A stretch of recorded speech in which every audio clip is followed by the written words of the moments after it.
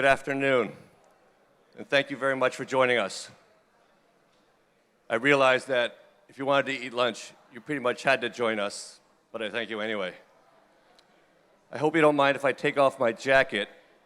My policy is, when it's 80 and humid, either a tie or a jacket, but not both.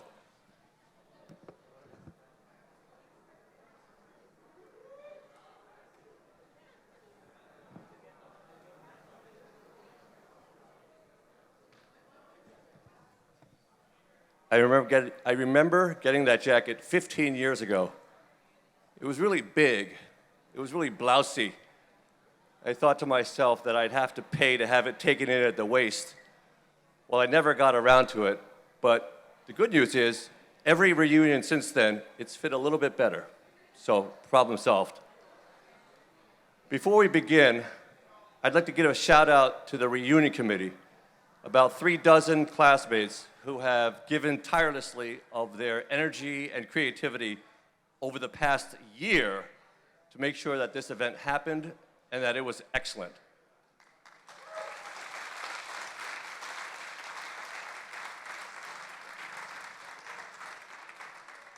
Thank you very much. Let's get started.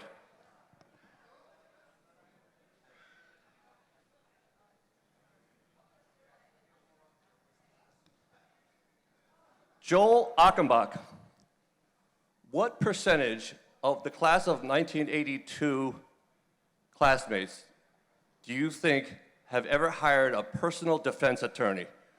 What is your best estimate, and how did you arrive at it? Where's Joel?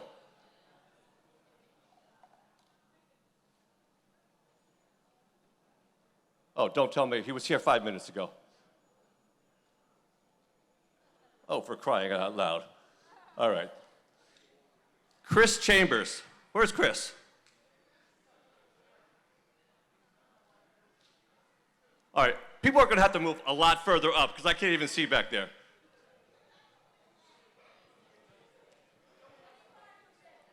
All right. I see Mike Salmonson. So go get that guy right there. Mike, what percentage of the class of 1982 has hired a personal defense attorney? What is your figure, and how did you arrive at it? Mike, wow. We're running a professional operation here. We've got mics. Okay. So none of them hired me, so it's got to be less than 10%. Although I have represented at least one or two people in this room. Mike is extrapolating from his own personal inability to generate revenue from our class to say that it's 5%. less than 5%. 5%. 5%. All right. Marshall Lux. Mike Salmonson says 5% of the class has hired a personal defense attorney. What do you think of his number and why? Sorry, it sounds low, and I'm going to double it. Marshall is basically saying that having met most of us 40 years ago, he thinks a lot of us have run into legal trouble over the last 4 decades.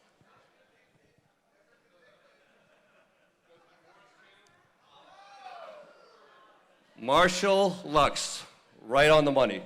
12.6% of respondents have hired a personal defense attorney. All right, Chris Chambers. I couldn't find him earlier, but now I see him. Chris, what percent of the class of 1982 has ever hired a cosmetic surgeon? And I picked you because, yes, you do look so goddamn good. This is a tough question because there's a lot of triggers in here. I'm going to go with 12%, like with no, 32%. Wow. Chris originally flattered us by coming in with the lowball 12%, then thought better of it and said, you know what? A lot of us didn't look that good back then, so probably had to hire some commercial assistants. Well, as it turns out, Chris underestimated us. 6.5% of respondents have hired a cosmetic surgeon or admit to it.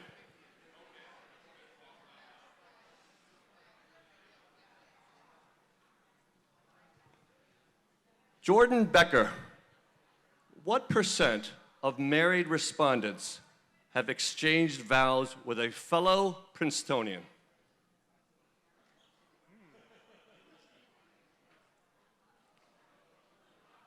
I'll go with 15%. 15%. That sounds pretty aggressive. Who here thinks that Jordan is too high? Is it only people in our class or any Princeton? Any Princetonian. Okay. I'm sticking with my answer. He's on 15, he's not budging. Steve? All right. 5 and why? 5% because I don't know why. I just blanked. I think 20. You think 20? No way. No way. It's that kind of insightful analysis that got Teddy through the best college in America, folks. Marshall, what is your number? 20. Martha and Marshall are at 20. Anybody think that 20 is too low? Yeah, 20 is pretty aggressive, right? Did you ever go on an Orange Key tour where the tour guide, while backing up furiously, said, there's a legend that a fifth of Princetonians end up marrying another Princetonian? Did anybody ever hear that? I heard that on my Orange Key tour. It sounded absurd at the time. As it turns out, it's low. Put your head around this for a second. 24% of the people in our class who got married a fellow Princetonian. 1 out of 4.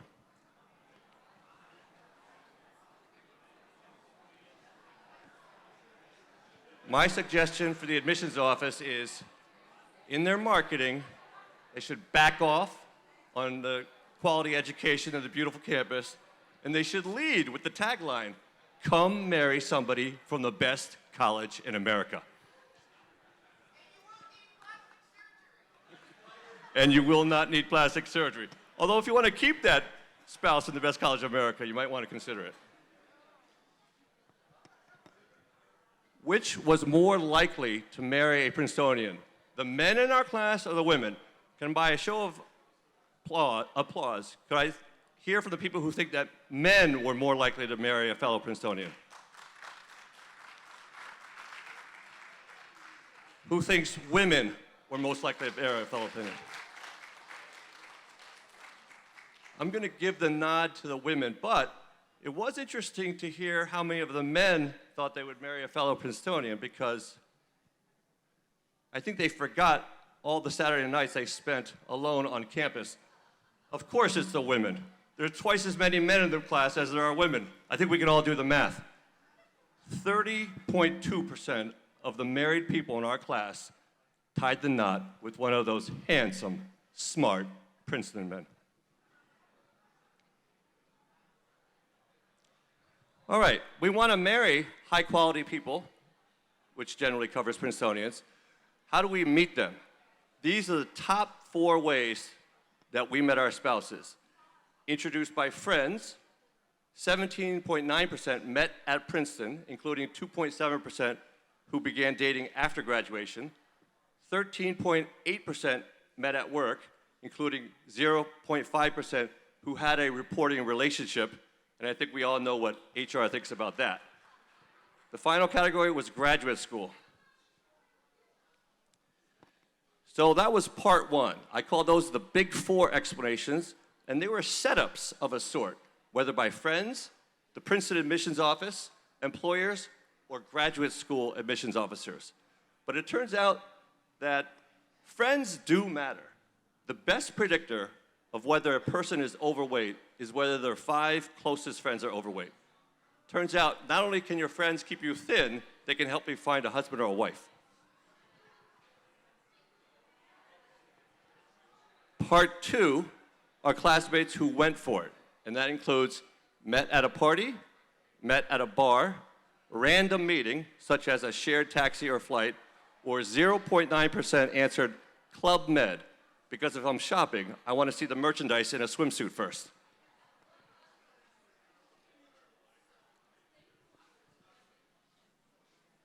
Serendipity, respect it and embrace it. 10.3 answered other and I don't mind saying. Those included, he walked into my bakery and offered to cook a meal to accompany my rosemary bread. I mean, that is awesome. You can kind of smell the bread right now, can't you? As well as rental car parking lot on Christmas night in a snowstorm. I mean, the script for the Hallmark movie pretty much writes itself.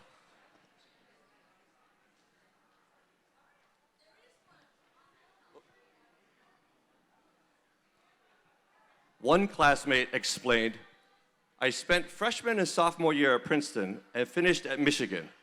I earned my meals as a busboy at a sorority house, and my wife lived there as a member of the sorority. This was a natural way to establish the hierarchy of our married relationship very early.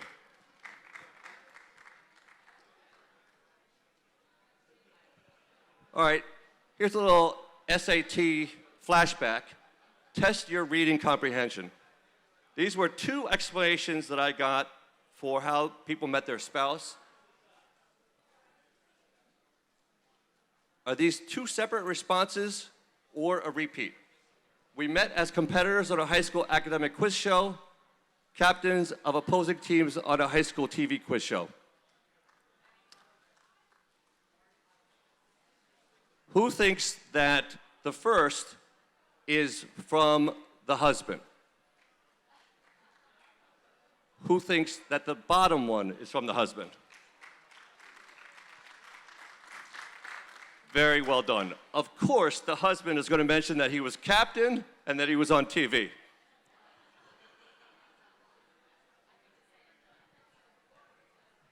Part 3, reasons or methods we met our spouses, brings the class back to respectability. That includes introduced by parents or family, members of the same church, and members of the same club or organization. We have to decide which of these, the go-for-it people or the respectable people, reads better in the New York Times wedding pages. Who here was written up in the New York Times wedding pages?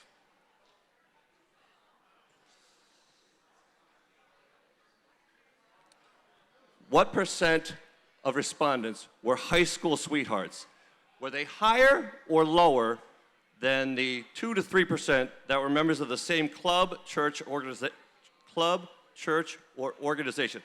Who thinks that the number of high school sweethearts is lower than 2 or 3%? Nobody applauding? Who thinks that the number of high school sweethearts is higher?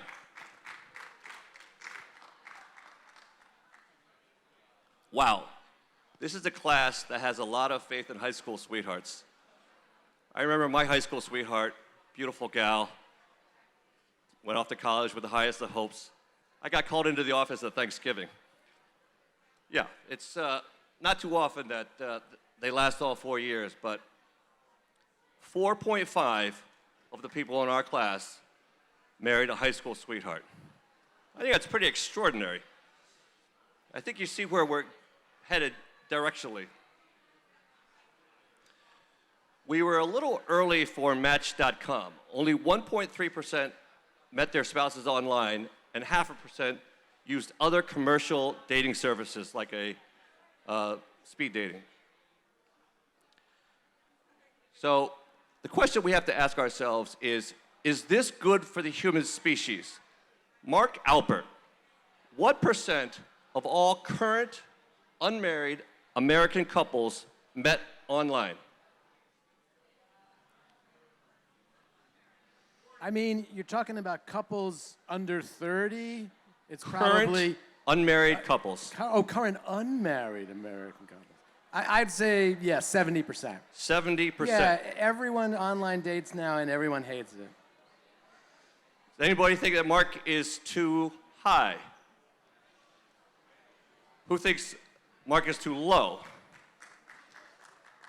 Marina, what percent of current unmarried American couples met online? Well, I'm going to say definitely over 70. Both of my sons met their girlfriends online. All right, so Marina's sample size is not that big, but she believes the answer is 100%. Well, at least 75 to 80. All right, 75 or 80. 39% of unmarried American heterosexual couples today met online, and all forecasts are that it gets up to at least 50%. Take a look at this headline.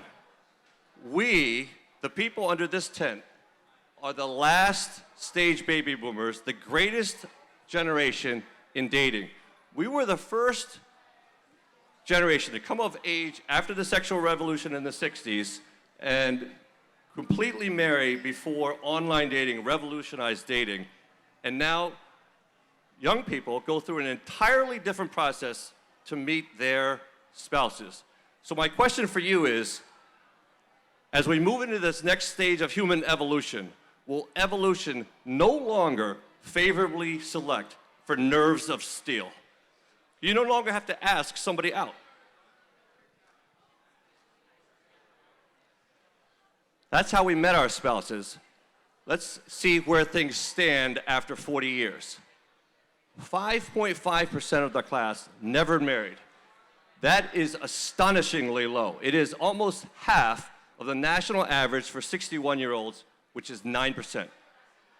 68.6% are married to their first spouse and not currently planning on another. That is substantially higher than the 59% national average for 60-year-olds. 8.5% have been divorced once and are not remarried. 10.6% have been divorced and remarried, the triumph of hope over experience, and that is half of the 20% national average for 64-year-olds. 3% are married and divorced at least twice. Final score, experience 2, hope 0.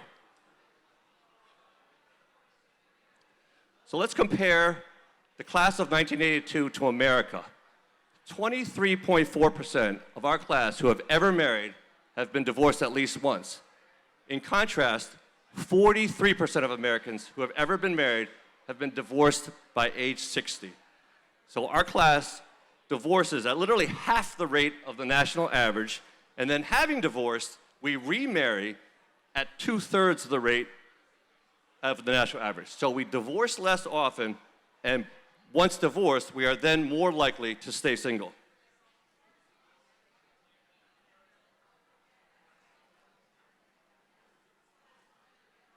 So let's compare the class of, so that's the class of 82 compared to America. Let's face it, we all think we're better than America. The class of 82 compared to the Princeton classes of 1987 and 2001. First of all, we're equally likely to be separated or widowed, adjusted for the fact that '01 is young. So the numbers seem to be a reasonable apples-to-apples comparison.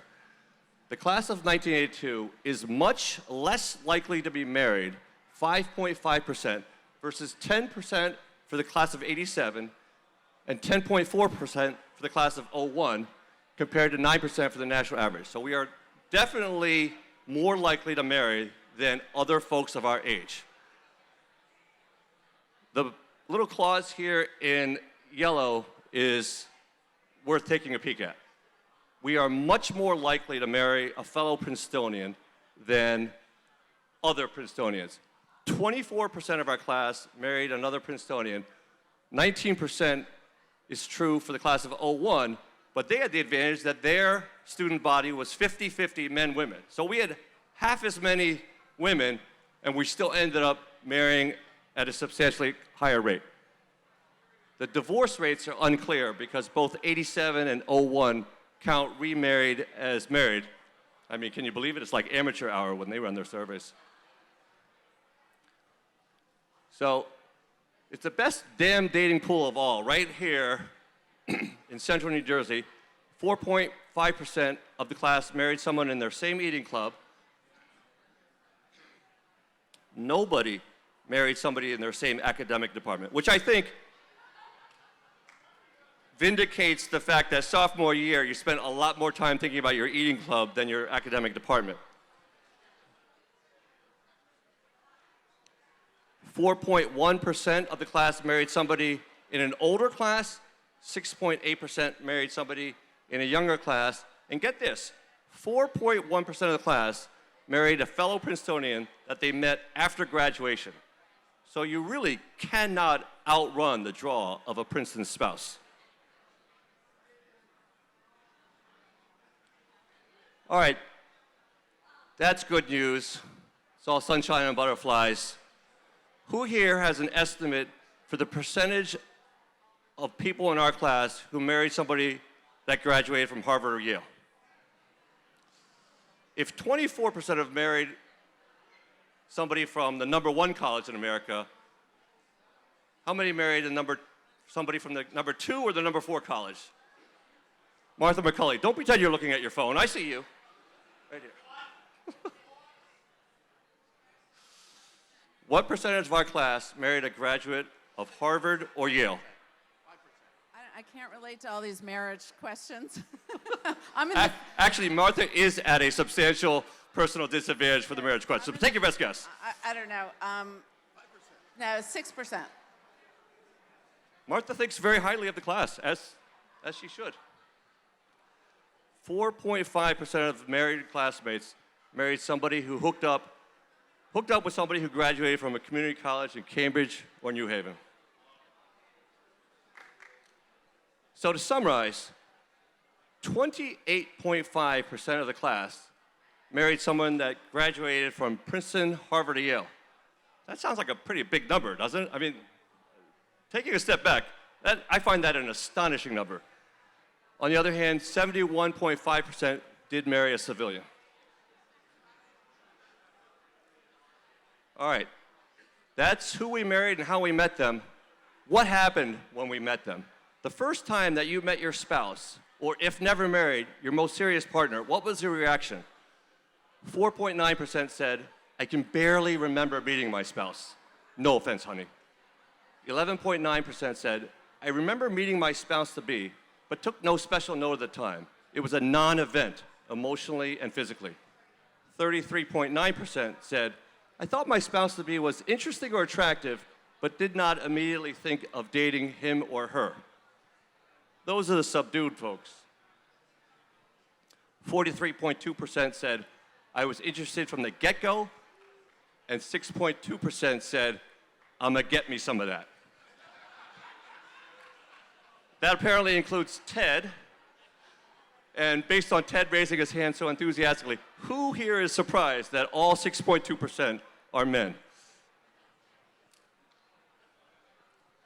At what age did you first marry?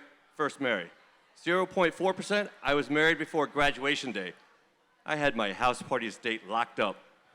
3.9% said within 6 months of graduating. I had my foot on the accelerator at age 22.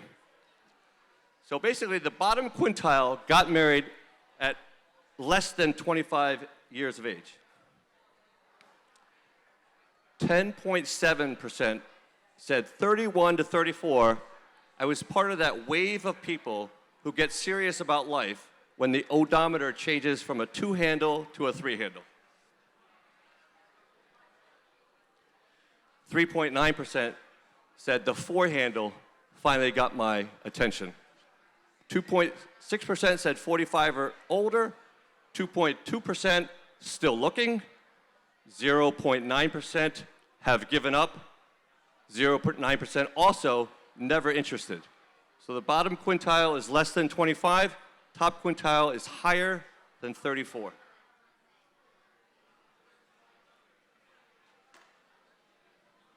So perhaps you see the same picture developing that I believe exists. Our class got married at a median age of 28.2.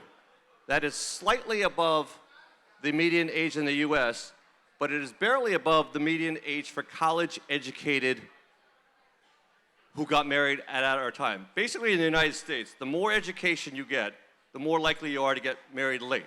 And I submit that for people who I believe 100% of the people in this room have a college degree. So for people that have 100% college degrees, we actually got married a little bit on the late side, especially when you consider how many of us went to graduate school. All right, so that was the accomplishment and thrill of marriage. Let's cover some other accomplishments and thrills. 2.5% of us have bungee jumped. 4.6% have skydived, almost 5 times the average for the US adults, of whom less than 1% have ever skydived. 10.9% have completed a marathon, more than 10 times the ratio of American adults. Who here has completed a marathon? How about a round of applause if you've completed a marathon? That's pretty astounding. 7.1% have founded a company which ended up employing more than 25 people. 4.2% became CEO, CFO, or C something O of a Fortune 1000 company. 13.4% dated somebody you met online. That is substantially less than the national average of 19%, and that again speaks to how much we do not get divorced. And 23.1% have been tested for AIDS, half the rate of the US average. All right, here are some more respectable achievements. 2.9% have served in a presidential administration, very respectable. 2.5% have attended the World Economic Forum in Davos, also impressive. 21% of the class has slept with somebody whose last name they did not know. Both impressive and commendable. 7.6% have been invited to the White House by the president. All right, so now we can see that while we get married early and we tend to stay married, you know, it's not like we don't have a little fun too. How many partners have you slept with? 1.5% of respondents answered 0. I am aiming for sainthood. That is 5 times the incidence of virgins in the American population, where at greater than 40 in the US, you have a 0.3% chance of being a virgin.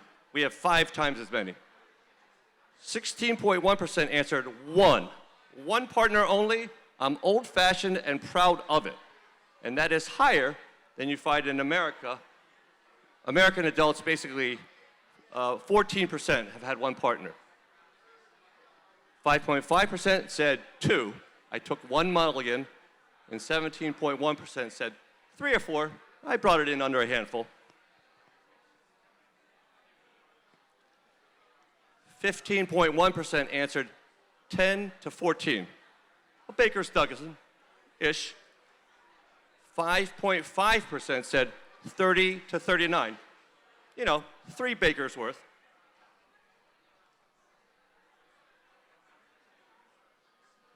And now we're getting to the black sheep of the class. You know, look, every class has a few of these people. I don't think we should be ashamed. We can still hold our heads high during the P-Raid. 1% of the class has slept with 40 to 49 partners, 0.5%, 50 to 74. They've stopped counting bakers. And 1% of the class has had more than 100 partners. YOLO! So the median number of partners in the class is 5.5, which is on the low side when you consider for Americans between 60 and 64, the median is a little bit less than 8 for men and 4 for women. So again, when you consider our education levels, we tend to be conservative. So to summarize the theme that's developing here, we're more likely to marry than America or the class of '87. We married young, considering the class is heavily male and highly educated. We're more likely to stay married. And the even more surprising thing about that is the big driver for divorce in America is the economic independence of the wife.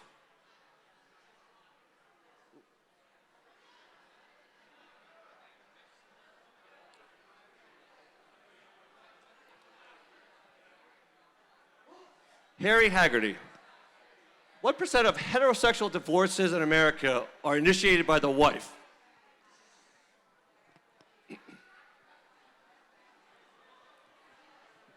Are you asking me based on personal experience? Whatever your sample size is, you can just, we're talking America broadly. It's larger than the average classmate. I would say that 60% of the divorces are initiated by the wife. Harry thinks that 60% of the divorces in America are initiated by the wife. Who thinks the number is greater than 60? By applause. Who thinks that less than 60% of the divorces in America are initiated by the wife? Ted, represent. Way to represent. 69% of the heterosexual divorces in America are initiated by the wife, which is the exact same percentage as in Great Britain and Australia. So there is something to this. It's not just American. It's basically the interplay between men and women.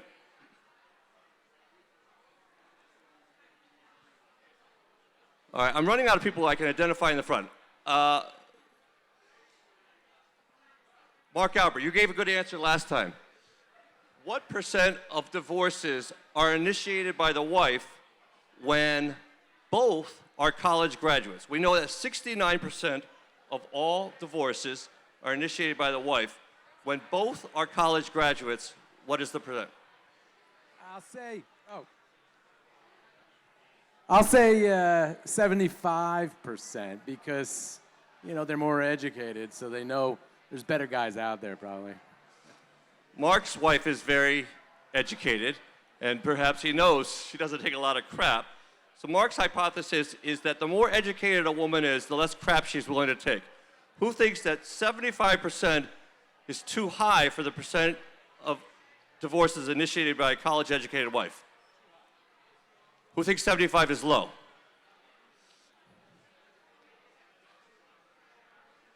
%90 of the divorces in America are initiated by the wife when the wife has a college degree.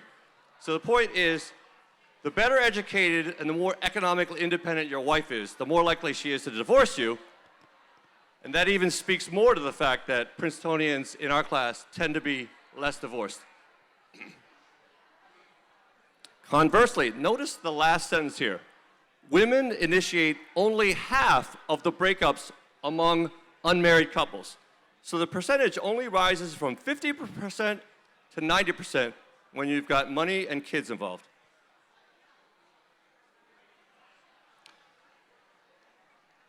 "2020 seems like a long time ago.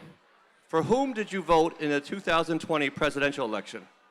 48.1%. I supported another Democratic candidate in the primaries and Biden in the general election. 36%. I supported Biden during the primaries. I got my wish. 10%. I don't agree with all of his policies, but I believe that, on balance, he was leading the country in the right direction. I voted for Trump. 0.8%. Make America great again. Trump all the way. 2.1% voted for a third party or a write-in candidate. My candidate did not carry any states in the Electoral College. And 1.3% said, I highlighted my dissatisfaction with the two-party system by not voting in the 2020 election. So the picture that's starting to develop here is that our class seems to have followed a relatively traditional path in life with traditional values, and that yet our politics skew very far to the Democratic side. And again, look at half the class voted for somebody to the left of Biden. Half the class.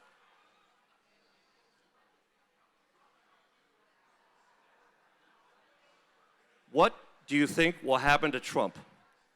21% said, serve as kingmaker for congressional candidates in 2022 and be GOP nominee in 2024.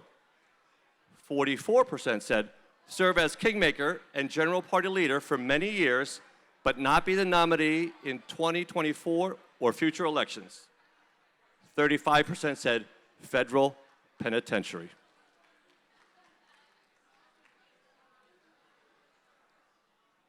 The question was, what is your attitude and experience with vaccines? The 21% at the top group are the people that went out and got a vaccine as early as they could. 75% is the middle group that said, I was not quite that energetic, but I got my vaccine as soon as I was eligible and have since gotten a booster shot. 2.1% demurred for a while, but they finally got vaccinated. So only 0.8% answered, vaccines might be fine for you sheep, but not me. And 0% answered, the microchip embedded in my brain from the vaccine shot compels me not to answer this question. So to summarize, 21% of the class is a maniacal vaxxer, 75% more laid-back vaxxer, 2% laid-back vaxxer, and only 1.3% are vax skeptics. So 99% of the class is vaccinated. If you can't read the headline in back, it says, few are ingesting bleach. This is the slide that summarizes where we are in our careers. 42% regular paycheck from a company they don't own. 15.1% regular pay from a company they own. 11% are self-employed. You summarize this page, 73% of the class is still working full-time for pay. This page summarizes the people who answered, the man can kiss my butt, I'm out. 12% are fully retired, 11% are semi-retired, 2% are homemakers, 2% are volunteer. So a quarter of the class is no longer working for pay.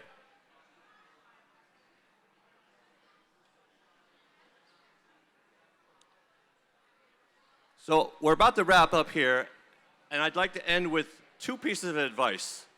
The first advice is the advice that I got from another Princeton graduate the weekend that we graduated. I was here for graduation. He was here for his 50th reunion. And there are many times when I can't remember what I had for dinner the night before, but something that he said to me 40 years ago for his 50th reunion, I have never forgotten, and I'd like you to think about it today. He said to me, reunions get better the older we get. And he explained that in the early days and the early decades after graduation, there's always an undercurrent of competition and how are you doing, who's doing faster progress in their career. But he said, by age 70, which was his age at the time, we're mostly just happy and relieved and grateful to see old friends, and even mere acquaintances, the people who knew us back then. So my advice is, why not accelerate his advice by a decade? I think his advice was probably spot on. We'll probably feel that way in a decade or so. So why not start now? Get an extra decade out of enjoyment, get an extra decade out of these friends and the people that you knew 40 years ago, because you can't make new old friends. Not many classes can say this. We made it through 40 years and one pandemic. That's reason enough to congregate and celebrate.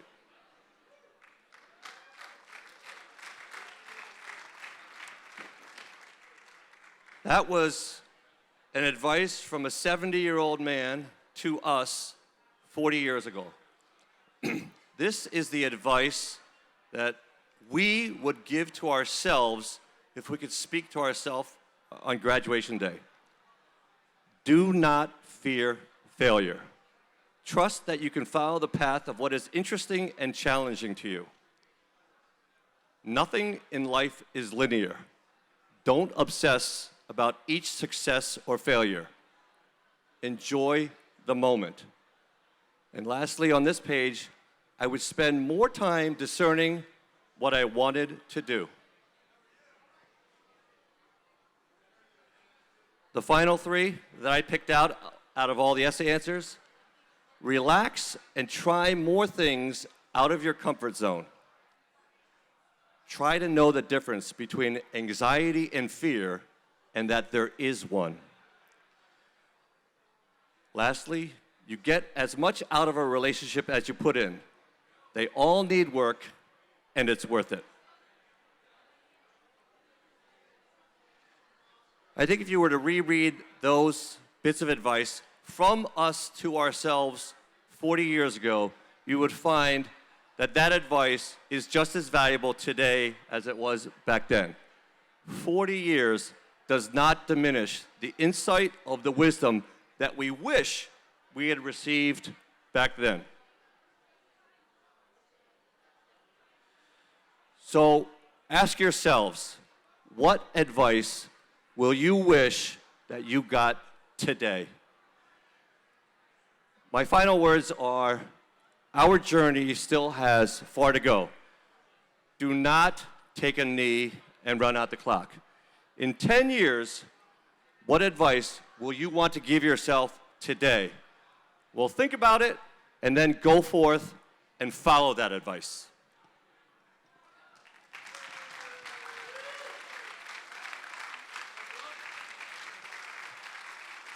Thank you.